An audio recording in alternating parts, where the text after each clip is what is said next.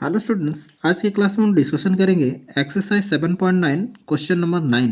ठीक है, देखिए इस क्वेश्चन में यहाँ पे क्या है, x minus x cube whole to the power 1/3 है।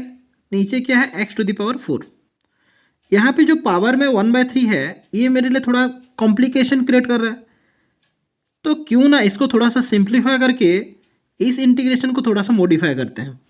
देखिए इसको क्या कर सकते हैं, integration of 1/3 to 1 x minus x cube whole to the power 1/3 whole divided by x to the power 4 को मैं x इंटू एक्स क्यूब भी तो लिख सकता हूँ, इसमें तो कोई दिक्कत नहीं। ठीक है, अभी देखिए इसको क्या चेंजेस करेंगे, फिर integration of 1/3 to 1 x minus x cube whole to the power 1/3 whole divided by x को हम लोग क्या लिख सकते हैं, एक्स क्यूब का पावर 1/3। क्यों ऐसे किया, क्योंकि यहाँ पे भी देखिए पावर में 1/3 है, यहाँ पे भी मैं 1/3 का पावर लाने के लिए कोशिश किया। तो अभी आप खुद बोलिए, जो चीज़ मैं लिखा हूँ वो गलत है क्या? नहीं, क्योंकि एक कॉन्सेप्ट हमको पता है कि a to the power m whole to the power n अगर कहीं पे होता है, इसको हम लोग लिख सकते हैं a to the power m into n। ठीक है, इसको हम लोग ये लिख सकते हैं। क्लियर है? तो यहाँ पे देखिए x to the power 3 whole to the power 1/3 है।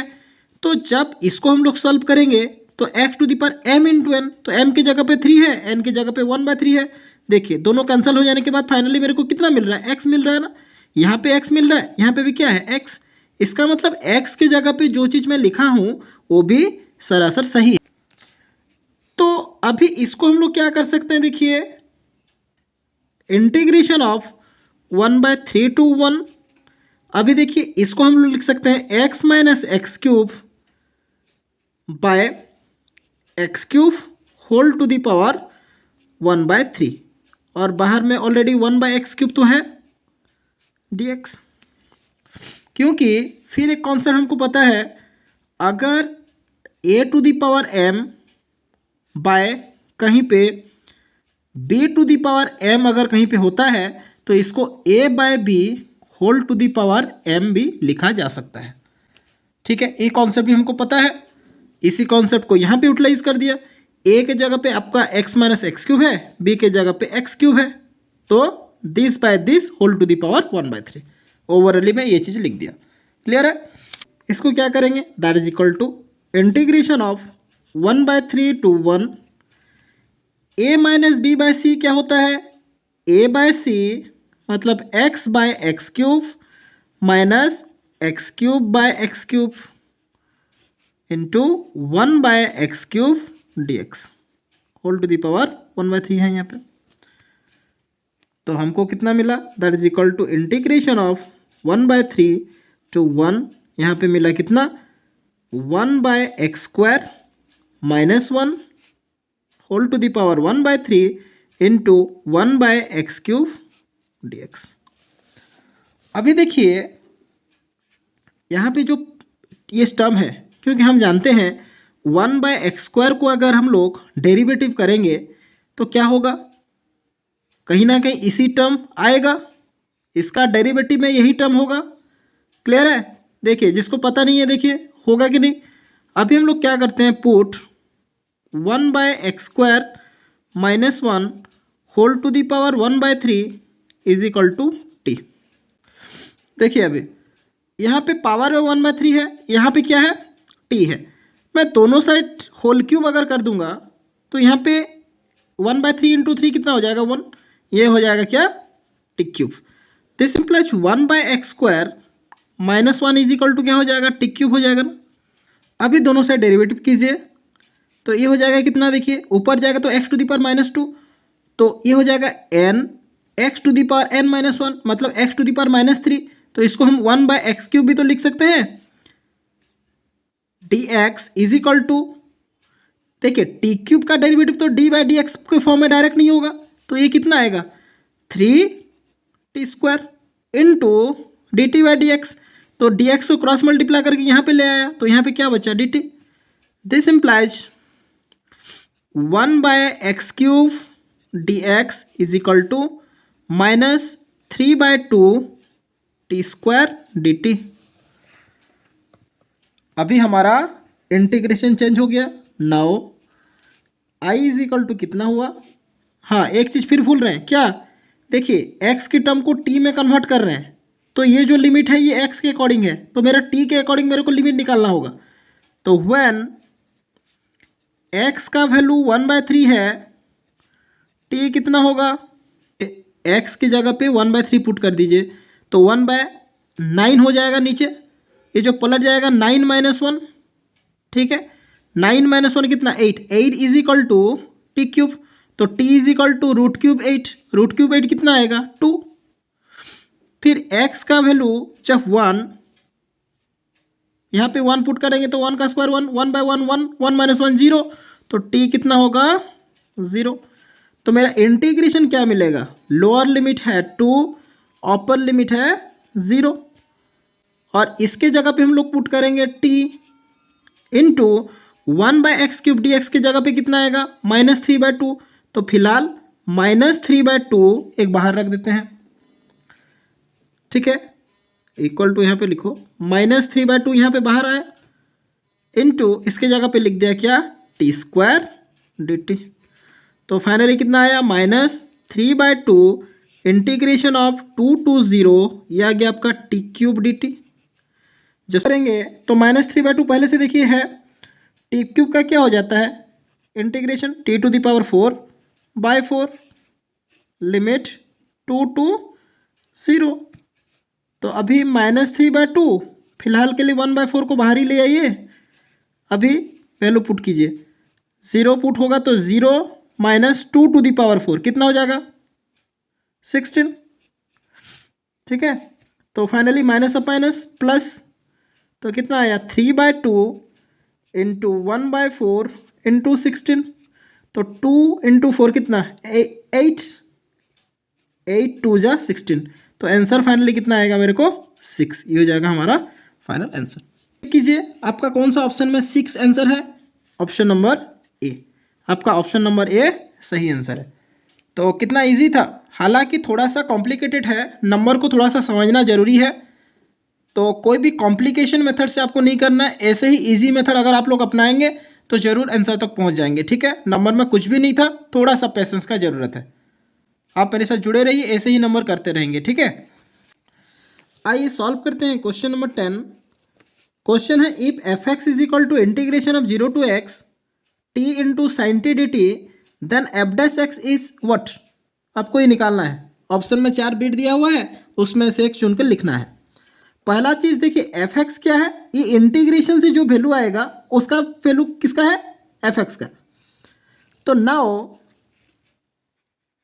सॉल्व कीजिए, f(x) इज इक्वल टू क्या है, 0 to x t sine T D T.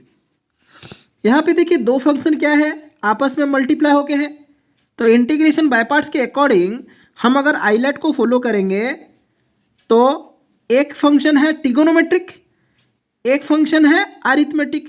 तो अरिथमेटिक पहले आ रहा है, ट्रिगोनोमेट्रिक बाद में। तो हम इसको जब एक्सपांड करेंगे, फिलहाल के लिए आप लिमिट को भूल जाइए, ऐसा सोचिए कि t इंटू साइन टी दो फंक्शन मेरे को है, उसका इंटीग्रेशन निकाल रहे हैं।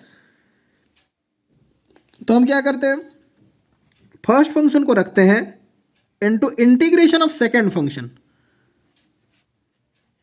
Minus integration of derivative of first, मतलब dt/dt।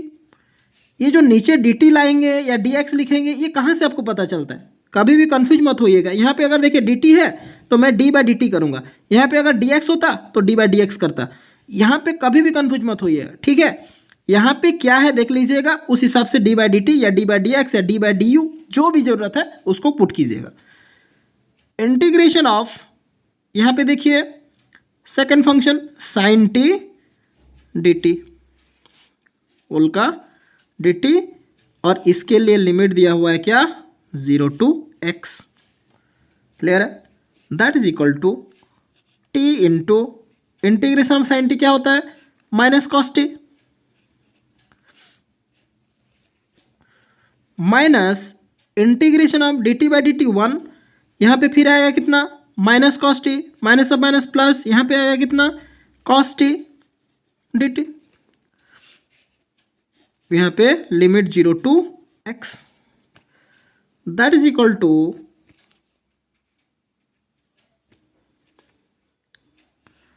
Minus T cos T, integration of cos T क्या होता है sine T, limit 0 to open limit minus lower limit put कर दीजिए, ये हो जाएगा आपका minus x cos x plus sine x minus x, यहाँ पे ओपन लिमिट पुट किए, लोअर लिमिट पुट कीजिए, ये तो आपका 0 हो जाएगा प्लस साइन 0। तो फाइनली हमको क्या मिला minus x cos x plus sine x. ये किसका वैल्यू है, ये है एफ एक्स का वैल्यू, ठीक है, ये किसका वैल्यू है एफ एक्स का वैल्यू। अभी नाउ हम एफ डैश एक्स निकाल लेंगे, f dash x is equal to क्या हो जाएगा d by D x of क्या d by D x of minus x cos x plus sine x, ठीक है, that is equal to minus d by D x of x cos x plus d by D x of sine x. देखिए बाहर में minus फिलहाल रहने दीजिए, D by D x of U into V क्या होता है, ये u है ये v है, दो फंक्शन आपस में मल्टीप्लाई हुए हैं, तो फर्स्ट फंक्शन को रखते हैं into derivative of second function u D V by D X मतलब d cos x by D X, ये हो जाएगा माइनस साइन एक्स